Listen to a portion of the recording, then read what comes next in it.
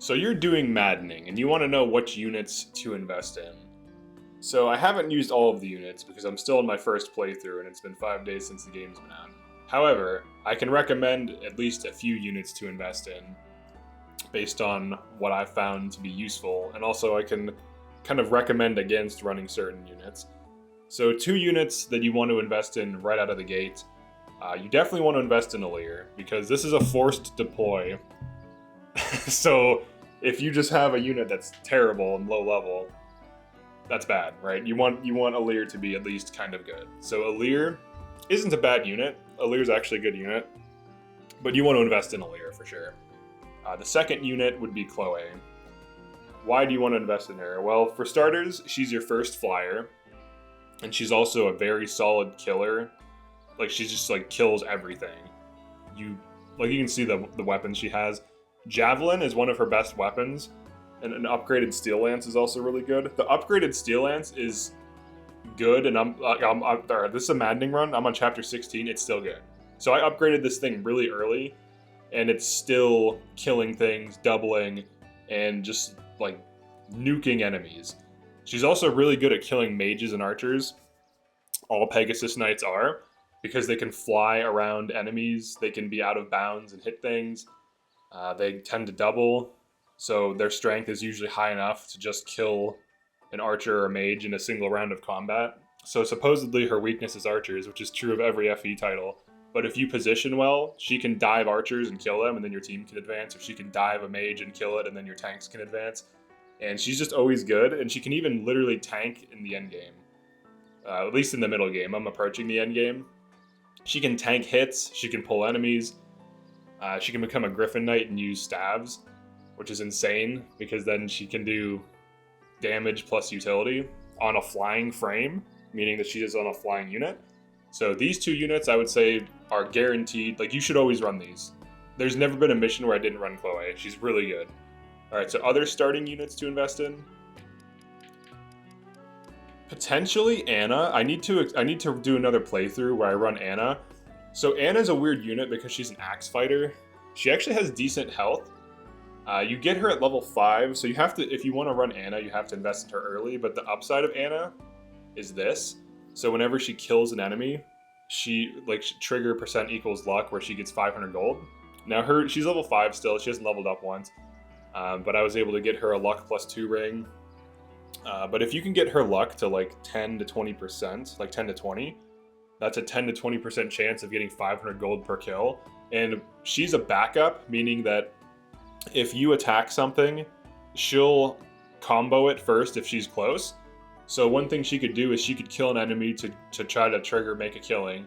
And then if she kills another enemy with her backup attack, I believe it can still trigger. I have to test this. I haven't confirmed this.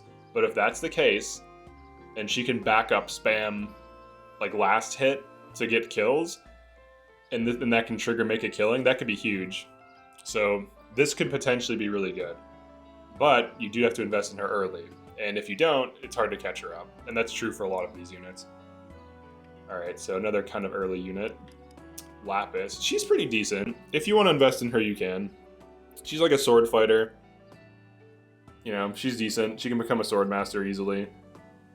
She has okay stats. Really good for like maps with heavy amounts of axe enemies. You can invest in her. She's not bad. Celine isn't bad either. I just stopped leveling her up because they handed me Ivy. So one of the things that I'm going to recommend against is investing in your mages early. You can still use some of these. Like, you can see that I got these to level 12 and 13, but I just stopped using them completely. The reason for that is the game hands you crazy units in the mid game.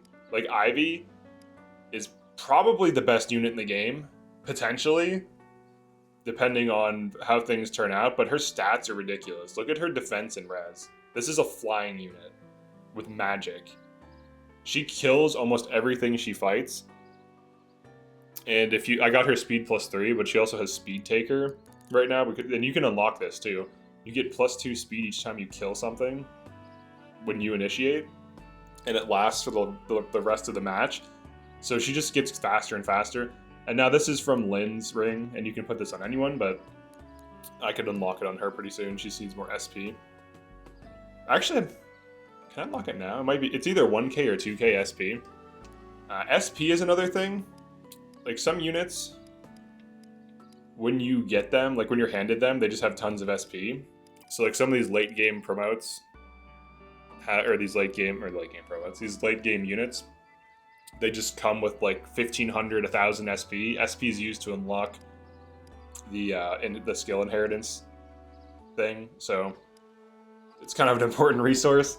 But I would say the mages, you can use them, but you're gonna want to swap them out, in my opinion, because you get better mages. Like how do these mages compare to a flying tank? Like it doesn't, like she's crazy. So just keep that in mind. Diamant, he's not a bad unit. The only problem I have with him is he's another 4-move sword user, which is what you are, so you don't really need him. He's kind of redundant in a lot of ways. He is a good unit though, and he does have a good passive. His passive makes it so that if an enemy can strike him back, that they both have plus 15 hit. But if you're breaking enemies, if you're killing an enemy, like dealing lethal damage to it, this doesn't matter. Like it's just pure upside. It's just, plus 15 hit. So keep that in mind. Alchrist, he's decent. He's definitely better than Eddie. So if you wanted to use an archer, it should be him. And this isn't bad either. Get behind me. He gets strength bonus when one of your units gets hit. So typically in Maddening, you pull enemies by letting them hit you, or you hit them and then they aggro. So if you let a tank tank a hit and he's just nearby, he'll just get a strength boost. So that when you dive in on the enemy and attack, he's going to deal a little bit more damage. So he is a decent unit, and you probably could run him like throughout an entire playthrough. I just stopped using him because I think I got a Bow Knight, so it's kind of hard to compete with that. Fram, you could probably invest in her to some degree. She's kind of weak. Honestly, I feel like she needs a class change. I would rather her just be like a standard mage. The fact that she has to use physical, like she has stabs and physical, but it's like the brave weapon punching physical with low damage increase from the weapons themselves, because every attack is a brave attack. I would rather her just be like a mage, but they wanted to make like this like monk class that can like punch things and heal and use stabs. And she's okay early on, but she falls off hard once you start getting the other units, so she probably needs to be promoted into a different class to be viable. But in her base class, she's okay early on, but falls off hard. Eddie can be okay for dealing damage and being an archer, but she has terrible speed and low health, which means that everything that attacks her doubles her, especially when she's using like a longbow, which has high weight. And she also has low health, so if they don't double her and it's an axe enemy, they one-shot her. And if they do double her and it's not an axe enemy, she dies. And she dies to everything. Her defensive stats are terrible, and when you get her, I believe she has 2 defense and 1 res. So she is the glassiest cannon ever. However, she's not really a cannon because she doesn't deal nearly as much damage as a lot of the other units. She does okay damage, but Alchrist, he's like maybe slightly lower strength. He's still better because he has higher speed and he has more health, and he can actually tank a hit if you accidentally let him get hit, or if you get overwhelmed, or and that happens early on in Maddening. The enemy density is pretty high. Your units are terrible until you level them up in min max. But he's more of a bruiser archer, and she's like the glass cannon archetype. But I don't think she's worth investing in. You can try it, but she was such a liability for me on chapter 11. And that's a difficult chapter when you lose all of your shit. So including time crystal for it, that like you get it back like in the same chapter, but for the first like 10 turns, you're surrounded, the enemies have all these crazy abilities, and she's just like a constant liability. So I think she should be renamed to liability. All right, Luis, you can invest in him. He's fine. He's a tank. I just opted to use Jade because I already had so many spear units. So Jade, she's a tank you get kind of mid-game. I think like chapter 8 or 9. Both of them are as good as each other. It just depends on your team comp. So because I already had Chloe on spears, I wanted an axe user. So I had an axe tank. But Luis is a good unit. You should be able to use him throughout an entire playthrough. The other thing about Jade too is she has higher res, and that matters. Res matters because if she can tank magic, that makes her a little bit better than him. Tanking magic on armor is useful. Sometimes you're just not paying attention and an enemy mage is within like casting range, or it has like Thoron or something, or lightning or thunder, and you haven't noticed that it has more range than normal, and she can tank that hit better than he can. So, alright, Amber. Amber is probably viable. I haven't used him. I probably should have used him instead of Eddie on chapter 10/11. He's a mounted unit, and he has decent base stats. The first time you meet him is kind of funny, because he's like, my horsey is tired. Like, he's quirky. He's okay, though. He seems like he's a good unit. I haven't invested in him, but just looking at his bases and the fact that he's a mounted lance user, you could run him and he should be okay. Yunaka. So she starts off with S in daggers, which is interesting. So she's actually decent. Let's see. That's interesting. You can run her. Like, obviously some people run her. She seems fine. You don't need a thief to pick chests. As far as I know, you can just open them. So I thought that was a thing, and also most maps have thieves that pick the items up for you, and then you just kill the thief and get the items. But yeah, you can run her. She seems fine. Vander, I would avoid running him. He's like a noob trap. He's gonna steal XP from your lower level units, especially Alir and Chloe and Luis. So he's also a bad unit. Early game, he's good because he's just better than everyone else in terms of stats. But he seems like he doesn't get that much XP early game because he's a promoted unit. So if he kills things, he's just stealing XP from your units. Now, you might be able to run him kind of mid-game, like early mid-game. He might start getting good XP then. But he's killed like 5 or 6 enemies on this run, and he still hasn't leveled up. You might be able to run him. But the thing that's funny, look at his rating. Rating is like your total added up. He has less total than a level 9 thief. He has 2 higher strength than a level 9. If she levels up and hits like 0 strength and then promotes and gets +2 strength, he has the same strength as a level 10 promoted unit. And way worse stats overall. So his stats are actually quite bad. Bukaran, you can probably run him. Let me look at his passive again. This isn't bad, actually. He might be good. He actually might be good. So backup characters, if they're near the thing you're attacking, they'll follow up attack with 80% accuracy. So he gets more damage from doing that. So he actually could be viable. And given his stats, he seems like he's not bad. He's level 6, has 32 health. So yeah, he could be good. He could be viable. Clan, he basically just falls off. I mean, maybe if you could just invest in him, he gets better stats, but his defensive stats are pretty low. Like, you get these basically outclass him. You get these and they're like level 8 or 7 and shit. And she has better speed and also a really good passive for early game, where recovery items heal for 22 instead of 15. And she also has something that's decent. She needs to take damage though. If she uses a recovery item, it also hits adjacent allies. But they tend to have better stats and better tomes. She actually has pretty decent magic. So he's kind of like the worst version of them. He might be viable if you invest in him, but I can't really make the recommendation. And then Jean, I haven't used him, so I don't know. If you have used him, definitely drop a comment. I just need to do a second playthrough and I'll run him and I'll see how he performs.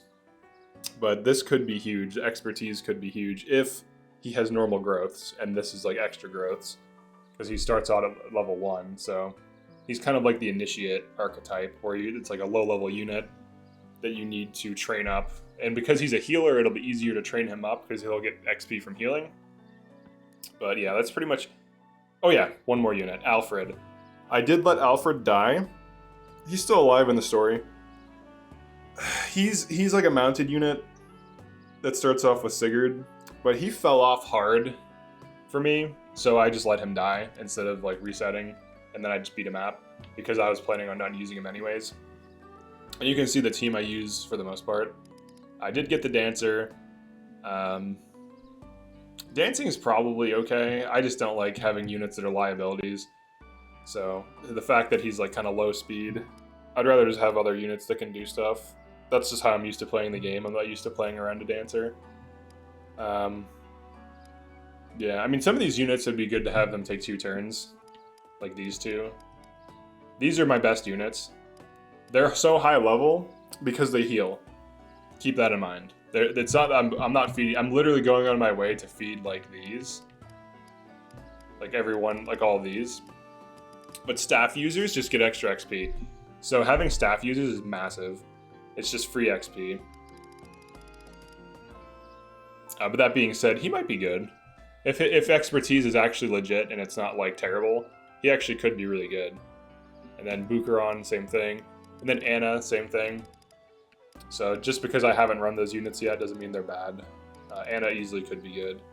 You just need to invest in her. Same thing with Jean, same thing with Bucheron. He does have a good passive.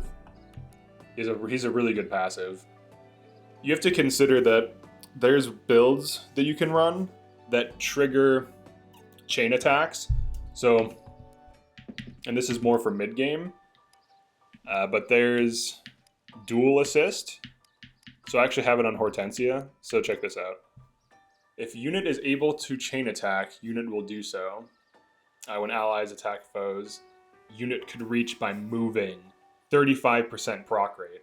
So what this does is every attack that, you know, let's say Hortensia is 3 tiles or 4 tiles away from an enemy, and she could cast a spell on that enemy, but she's just chilling there doing nothing. There's a 35% chance that anytime any one of my units attacks that enemy, or any enemy within her attack range, including her magic spell range, she will follow up attack.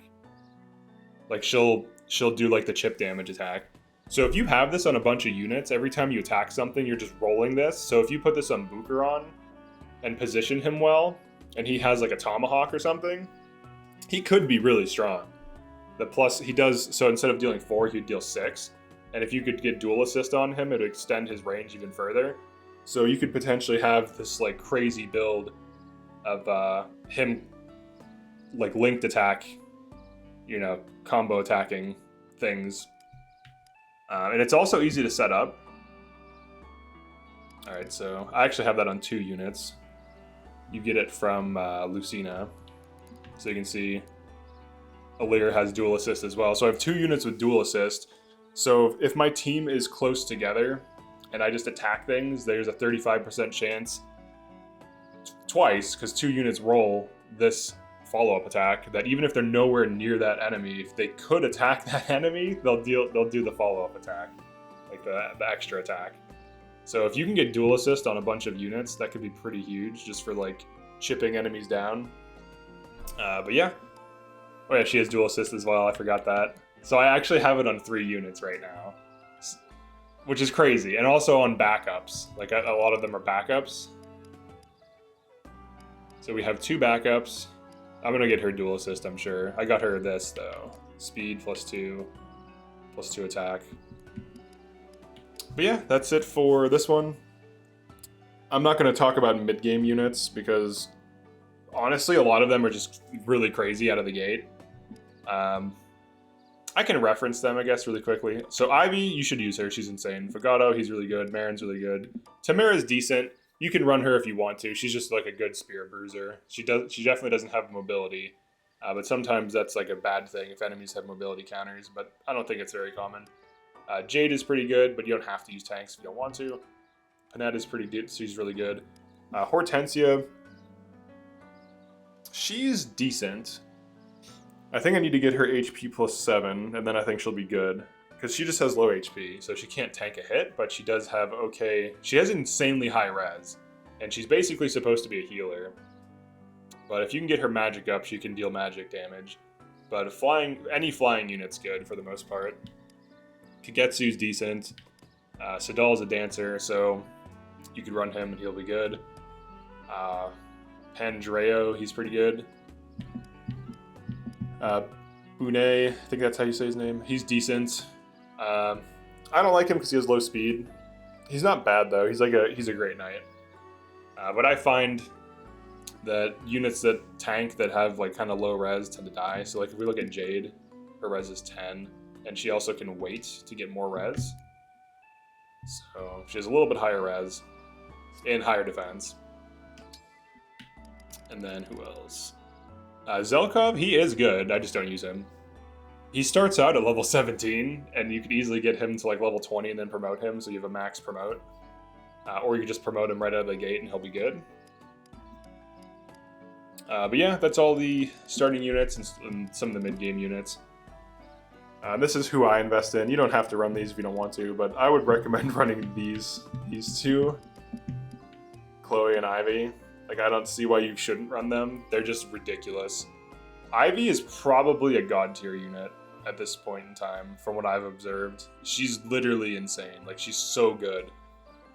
It's crazy. So, alright, that's it for this one. Definitely like and subscribe if you enjoyed this or found this useful. I've been doing a Let's Play thing where I've been playing this game on Maddening for the first time, blind, with no guides or anything. I'm on chapter 16. I'm going to try to get that recorded today, but it's kind of like a chill, lighthearted thing where I'm just like chilling out and playing Maddening. And you can also use it for a guide if you want to see how I'm beating some of these maps. Now, I'm going to actually do Maddening guides for each map and for each character. So what I'm going to do, probably on my second or third playthrough of Maddening, what I would like to do is start breaking down each map so that anyone can easily beat Maddening. And I'll go over like tactics and like what units to run. So I'm trying to think about which units are worth investing in early on. So that being said, you can look forward to that. But I'm always, like, definitely drop a comment or two and let me know what you think about my analysis of these units. If you have any arguments as to why some of these units are better or worse, I would like to hear them. I'd definitely like to get like some kind of discussion started. Like, that's definitely ideal. Like, if you had an Eddie that popped off, I'd actually like to know why. But in Maddening mode.